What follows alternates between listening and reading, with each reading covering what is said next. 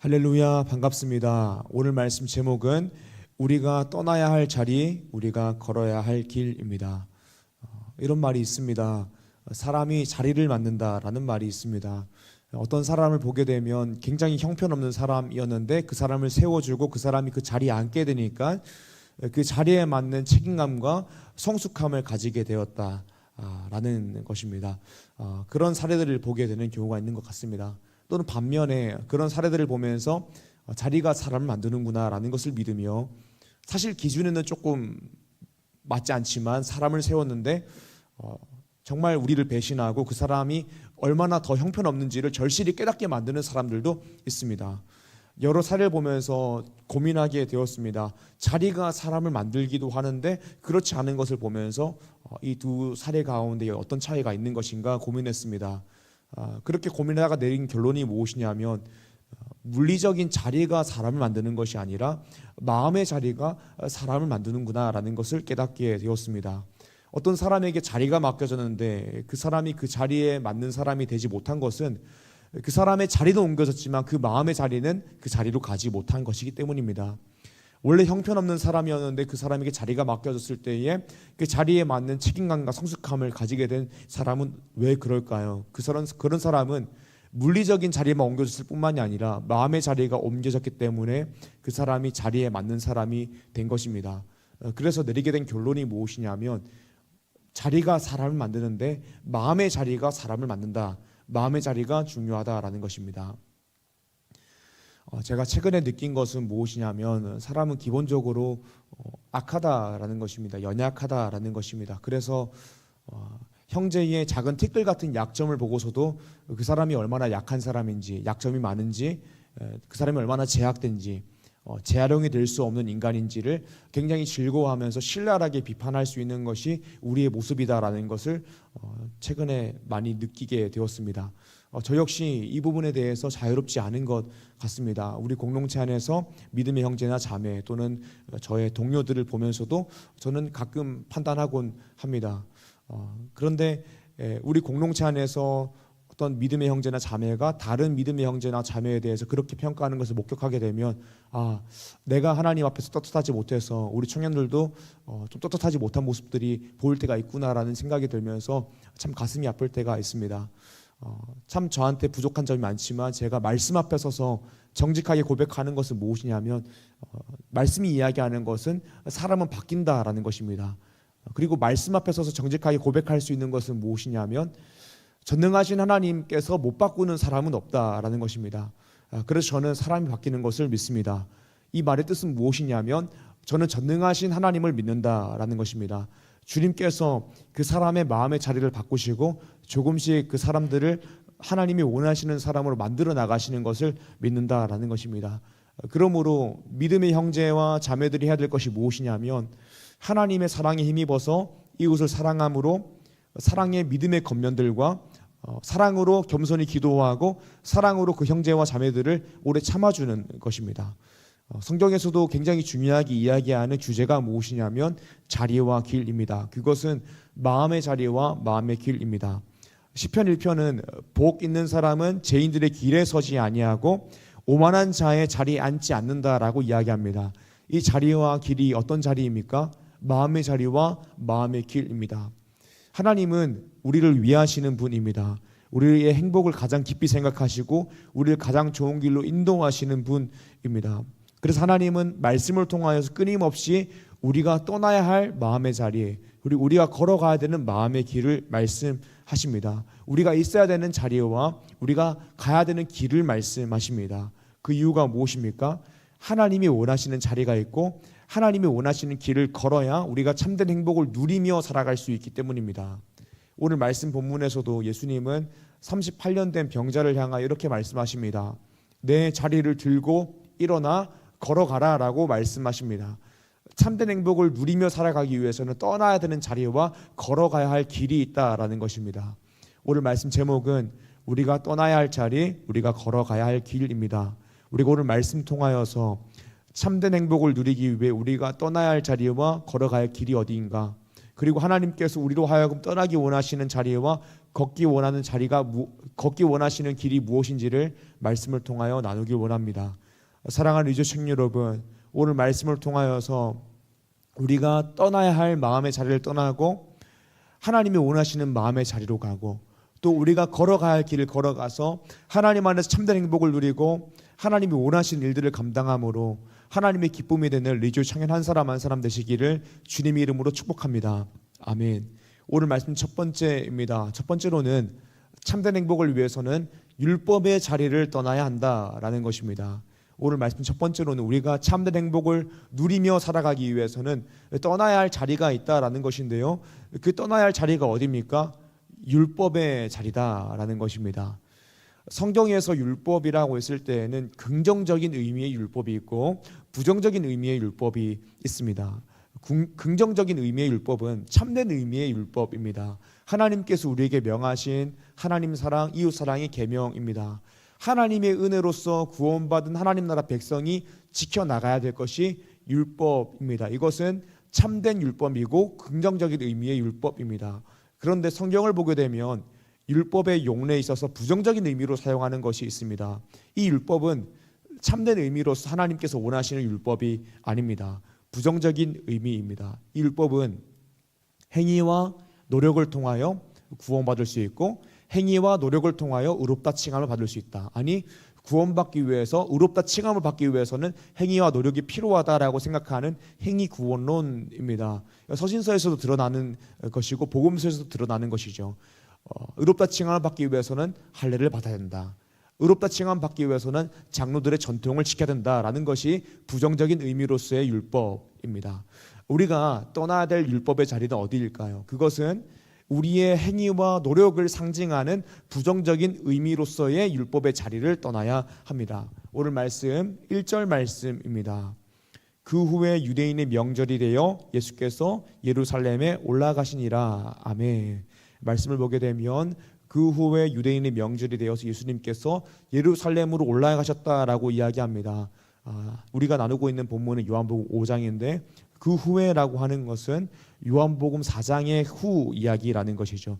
사마리아에서 사마리아 여인을 만나셔서 복음을 전하신 이야기, 또 갈릴리에서 왕의 신하의 아들을 고치신 일 이후에 일어나는 일이 이 예루살렘에서의 이야기다라는 것입니다.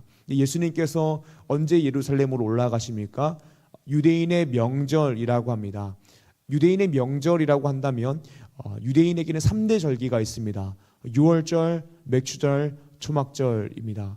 경건한 유대 남성들은 모두 다 3대 절기가 되었을 때에 예루살렘으로 올라가서 제사를 드리고 절기를 지켰습니다. 예수님께서도 이 절기의 시간에 맞추어서 예루살렘으로 올라가셨습니다. 그런데 예수님께서는 이 절기를 지키기 위해서 예루살렘으로 가신 것이 아니라 한 사람을 만나기 위해서 예루살렘으로 가셨습니다. 한 사람을 만나기 위해서 굳이 사마리아를 통과하셨듯이 예수님은 한 사람을 만나기 위해서 예루살렘으로 가셨습니다. 그 한 사람이 누구일까요? 2절에서 4절입니다. 예루살렘에 있는 양문 곁에 히브리 말로 베데스다라 하는 못이 있는데 거기에 행각 5이 있고 그 안에 많은 병자, 맹인, 다리 저는 사람, 혈기 많은 사람들이 누워 물의 움직임을 기다리니 이는 천사가 가끔 못에 내려와 물을 움직이게 하는데 움직인 후에 먼저 들어가는 자는 어떤 병에 걸렸든지 낫게 되밀어라. 아멘. 예루살렘 성전 근처에 베데스다라고 하는 못이 있었습니다. 그런데 그 못에는 전설이 있었다라고 합니다. 그 전설은 바로 이것입니다. 하늘에 있는 천사가 베데스다 못에 가끔 내려오는데 가끔 내려올 때에 물이 움직인다라는 것입니다. 그리고 천사가 물을 움직인 후에 가장 먼저 들어가는 사람은 어떠한 질병에 걸렸든지 간에 그 질병이 낫게 된다, 치유를 받게 된다라는 것입니다. 이 전설로 인하여서 베데스다라는 못에는 낫기 원하는, 치유함을 받기 원하는 많은 병자들, 맹인, 다리 저는 사람, 혈기 많은 사람들이 누워 있었습니다. 사랑하는 여러분, 제가 이 세대를 바라보면서 느끼는 것 중에 하나가 무엇이냐면 많은 이 시대의 사람들이 기독교를 보고 교회를 보고 성경을 바라볼 때에는 굉장히 반기독교적으로 반응하고 비성경적으로 무신론자처럼 이야기를 합니다. 성경에 하나님이 어디 있냐라고 이야기합니다. 그런데 무신론자 같으면서도 이 세대는 굉장히 미신을 좋아하는 모습을 보게 됩니다. 성경에 하나님은 없다라고 이야기하지만 굉장히 사주팔자를 신뢰하고 타로, 무당, 조상, 꿈 안 믿는 것 같지만 생각보다 많이 믿고 있는 모습들을 보게 됩니다. 파묘 이런 것들을 보면서 이 세계 가운데 영적인 세계가 있다라고 은연중에 믿고 있고, 또 신과 함께라는 웹툰과 영화를 보면서도 이 세계 가운데 영적인 세계가 있다라고 은연중에 사람들이 많이 믿고 있습니다. 그러니까 사람들이 생각보다 무신론을 이야기하는 것 같지만 신적인 존재를 믿고 있다라는 것입니다. 그래서 어디 용하다라는 무당이나 점집에서 한마디 하면 막 벌벌 떠는 것이죠. 우리 세대 가운데에 샤머니즘 미신들이 만연하다라는 것입니다. 그렇듯이 베데스다에서도 전설과 미신이 있었습니다. 그것은 말도 안 되는 것이지만 물이 움직인 후에 가장 먼저 들어가면 무슨 병에 걸렸든지 낫게 된다라는 미신이었습니다. 이 미신을 믿는 많은 병자들이 베데스다에 누워 있었습니다. 그리고 오늘 말씀 본문에 등장하는 그 한 사람도 베데스다에 누워 있었습니다. 5절과 6절입니다. 거기 38해 된 병자가 있더라. 예수께서 그 누운 것을 보시고 병이 벌써 오래된 줄 아시고 이르시되 내가 낫고자 하느냐. 아멘. 베데스다에서 예수님은 38년 된 병자를 만나십니다. 그리고 38년 된 병자에게 질문하십니다. 네가 낫고자 하느냐. 사실 이 질문은 굉장히 이상한 질문입니다. 왜냐하면 내가 낫고자 하느냐라는 질문에 대한 대답은 당연히 낫길 원합니다 라는 것이기 때문입니다. 그러니까 병원에 있는 입원한 환자에게 의사가 와가지고 빨리 치유되기를 원하세요라고 물어보면 당연한 것을 물어보는 것이기 때문에 물어볼 필요가 없는 것이죠. 그런데 예수님께서는 물어보지 않아도 되는 그 질문을 의도적으로 물어보십니다. 왜 예수님께서는 물어보지 않아도 되는 질문을 하셨을까요? 그 이유는 질문을 통하여 베데스다에 누워있는 38년 된 병자의 영적인 상태를 드러내기 위함이었습니다. 38년 된 병자의 영적인 상태는 어떻을까요? 그의 답변을 통하여서 확인할 수 있습니다. 7절 말씀입니다. 병자가 대답하되 주여 물이 움직일 때에 나를 못에 넣어주는 사람이 없어 내가 가는 동안에 다른 사람이 먼저 내려가나이다. 아멘. 예수님께서 38년 된 병자에게 물어보셨습니다. 네가 낫고자 하느냐라고 물어보셨습니다. 근데 예수님께서 낫고자 하느냐라고 물어보면 해야 하는 대답이 무엇입니까? 그것은 주님 제가 낫기를 원합니다. 저를 고쳐주옵소서라고 대답해야 됩니다. 그런데 병자가 하는 대답이 이상합니다. 이 병자가 하고 있는 대답이 38년 된 병자가 붙들고 있는 율법적인 자리, 또 붙들고 있는 길이 보이는 답변인 것이죠. 7절입니다. 병자가 대답하되 주여 물이 움직일 때에 나를 못에 넣어주는 사람이 없어 내가 가는 동안에 다른 사람이 먼저 내려가나이다. 예수님이 내가 낫고자 하느냐라고 물었을 때에 38년 된 병자는 네 제가 낫기를 원합니다 라고 이야기한 것이 아니라 제가 너무 낫기를 원하는데 물이 움직였을 때 저를 이 못에 넣어주는 사람이 없어서 낫지 못했다라고 이야기하는 것입니다. 이 답변이 무엇을 말하는 것입니까? 나는 베데스다에 물이 움직일 때에 가장 먼저 들어가면 병이 낫는다라는 이 전설을 믿고 있다라는 것입니다. 그런데 내가 이 못에 먼저 들어가지 못해서 이때까지 낫지 못했다라는 것입니다. 이것이 예수님께서 질문을 통하여서 드러내고자 했던 38년 된 병자가 붙들고 있는 마음의 자리, 마음의 길인 것입니다. 베데스다의 의미가 무엇이냐면 자비의 집, 은혜의 집입니다. 히브리어로 베이트가 집이고 헤세드가 자비, 은혜를 뜻하는데 이 베이트와 헤세드를 합성해서 베데스다라고 하는 것이죠. 자비의 집, 은혜의 집이라는 의미를 가지고 있습니다. 정말 은혜의 집, 자비의 집이라는 이름과 걸맞게 베데스다에는 은혜가 필요한 사람이 누워 있습니다. 전적인 은혜가 있어야 치유를 받을 수 있는 조건을 가진 사람들이 있습니다. 그래서 맹인, 다리 저는 사람, 혈기 많은 사람들이 누워 있는 것입니다. 다른 사람의 도움 없이는 못에 들어갈 수 없는 사람들이 누워 있는 것입니다. 그들에게는 은혜가 필요합니다. 그런데 베데스다, 은혜의 집이라고 불리는 베데스다에는 모순이 있습니다. 그것은 무엇이냐면 몸을 움직일 수 없을 정도로 병들어 있는 사람에게 은혜가 필요한데 정작 몸이 움직일 수 없을 정도로 병들어 있는 사람은 물이 움직일 때에 들어갈 수가 없다라는 것입니다. 물이 움직일 때 가장 먼저 들어갈 수 있는 사람은 건강한 사람만 들어갈 수 있다라는 것입니다. 그런데 그만큼 건강한 사람은 물에 들어갈 필요가 없고 건강하지 않은 사람은 거동하여서 물에 가장 먼저 들어갈 능력이 없다라는 것입니다. 이것이 율법이 가지고 있는 모순이죠. 이미 범죄하여 본성이 부패한 사람은 율법을 지킬 수 없습니다. 율법을 지킴으로 의롭다 칭함을 받을 수 없습니다. 그런데 율법을 어떤 사람이 지킬 수 있습니까? 이미 예수를 믿어 의롭다 칭함을 받은 사람이 행할 수 있는 것이 율법입니다. 베데스다가 가지고 있는 모순인 것이죠. 참된 행복은 예수 그리스도를 통하여 하나님과 올바른 관계가 되는 존재 상태입니다. 행복은 예수 그리스도의 십자가 보혈로서 제사함을 받은 자에게만 가능한 것입니다. 왜냐하면 구원이 오직 그리스도를 통하여서만 가능하기 때문입니다. 그런데 이 시대의 많은 청년들이 행복하기 위해서 예수님을 믿는 것이 아니라 다른 많은 일들을 합니다. 행복을 위해서 돈을 많이 벌어보려고 하고, 행복을 위해서 꿈을 이루고 자아를 성취하려고도 합니다. 명예를 얻으려고 하고 의미 있는 일을 해보려고 합니다. 또 행복을 위해서 가족을 만들고, 행복을 위해서 사랑도 해보려고 합니다. 그런데 그런 행위로서는 우리가 행복해질 수가 없다라는 것입니다. 어떤 행위와 노력으로서 행복할 수가 없다라는 것입니다. 왜 우리가 행복해질 수 없습니까? 우리 인생 가운데 가지고 있는 이 죄의 문제를 해결하지 못했기 때문에, 하나님과의 관계의 문제를 해결하지 못했기 때문이다라는 것입니다. 그런데 이 시대의 많은 사람들이 행복에 대해서 이렇게 이야기하는 것입니다. 당신은 행복하십니까? 라고, 행복해지고 싶습니까? 라고 질문하면, 제가 이 대학만 갔다면 정말 행복했을 텐데 그 대학에 가지 못해서 행복하지 못합니다. 제가 이만큼의 돈을 벌었으면 행복했을 텐데 경제적인 자유를 이루지 못해서 행복하지 못합니다. 제가 원하는 꿈이 있었습니다. 이 꿈을 이뤘으면 정말 제가 행복했을 텐데 이 꿈을 이루지 못해서 행복하지 못합니다 라고 말하고 있다는 것입니다. 그러나 그런 행위와 노력은 행복을 위한 답이 되지 않습니다.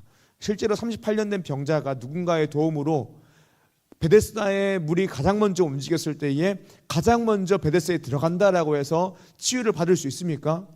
그렇지 않습니다. 베데스다에 들어간다라고 해서 치유를 받을 수 있는 것이 아닙니다. 우리도 그렇습니다.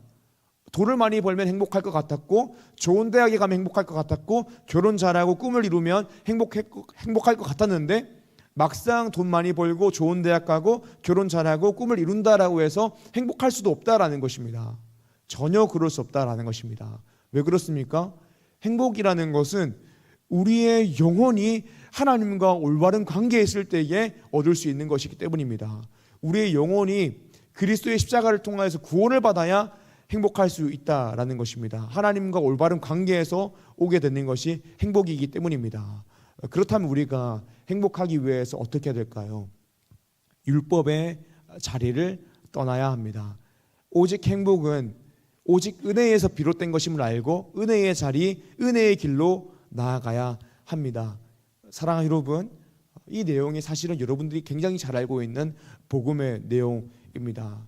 그런데 우리가 오늘 말씀 앞에서 발견하게 되는 것, 또 중요한 것이 무엇이냐면, 우리가 은혜로서 예수님을 믿어 행복한 존재가 되었습니다. 우리의 존재 상태는 행복입니다. 그런데 우리의 행복을 좌우하는 마음의 자리가 여전히 율법의 자리 가운데 있기 때문에 우리가 불행을 느끼면서 살아간다라는 것입니다.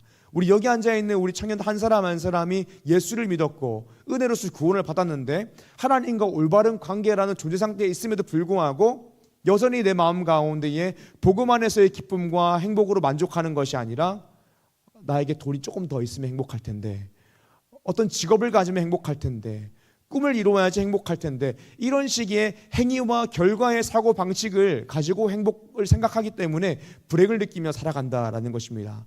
사실 우리는 예수 그리스도의 보혈의 능력으로 말미암아 이미 치유받은 존재이기 때문에 걸어 다닐 수 있고 뛰어다닐 수 있는 존재인데, 여전히 베데스다 땅바닥에 누워가지고 나도 언젠가 베데스다에 들어갈고 말 거야 라고 이야기하고 있는 존재와 똑같다라는 것입니다. 사랑하는 여러분, 집이 있어야 행복합니까? 돈이 있어야 행복합니까? 좋은 학교를 가야 행복합니까? 건강해야 행복합니까?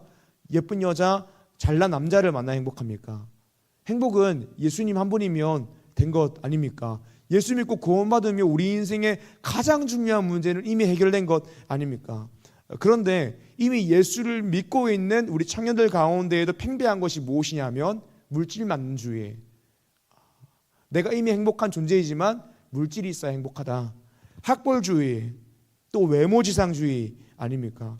사랑하는 여러분, 예수님께서 우리를 찾아오시고 우리에게 질문을 하시는 순간들이 우리가 신앙생활하면서 늘 있습니다. 주님께서 네가 낫고자 하느냐라고 여쭤보실 때가 있습니다. 주님께서 네가 나를 위해 뭔가 하겠니라고 여쭤보실 때가 있습니다. 그때 우리가 하는 대답이 우리의 가치관을 보여주고 우리의 신앙을 보여주는 것입니다.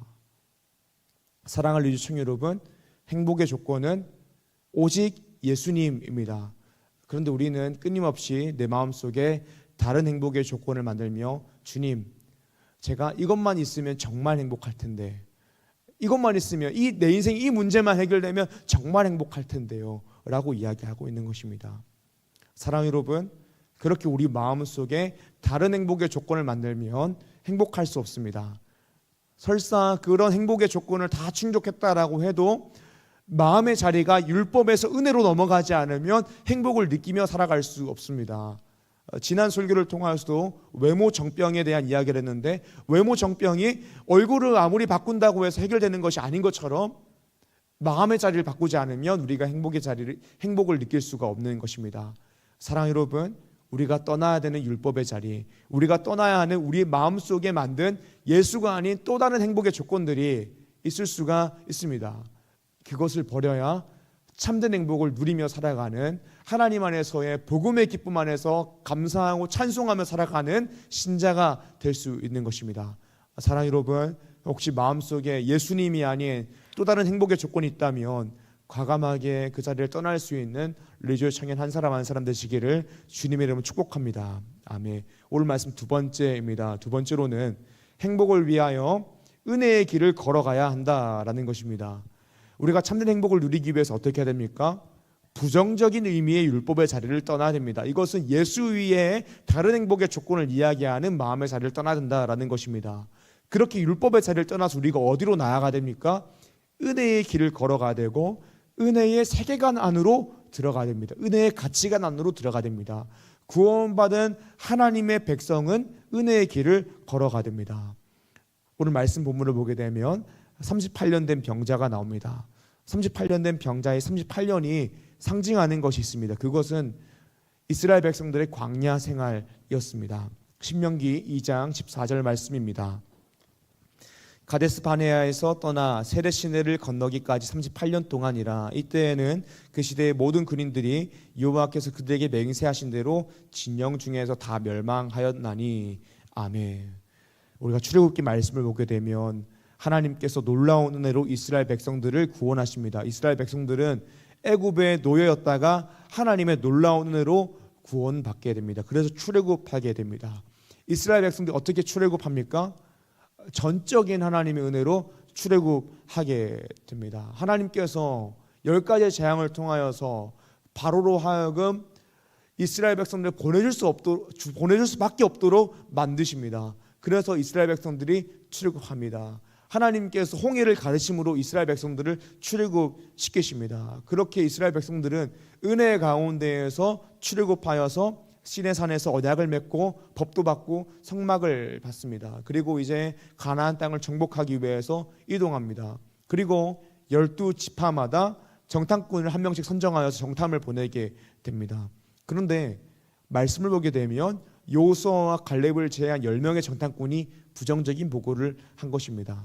하나님께서 우리에게 주신다라고 약속하신 이 약속의 땅은 약속의 땅이지만, 그곳이 적각골이 흐르는 땅이지만 우리의 존재가 메뚜기 같아서 우리는 저 땅을 차지할 수 없습니다. 우리에게는 그 땅을 차지할 수 있는 능력이 없습니다 라고 이야기하며 가나안 땅 정복을 포기합니다.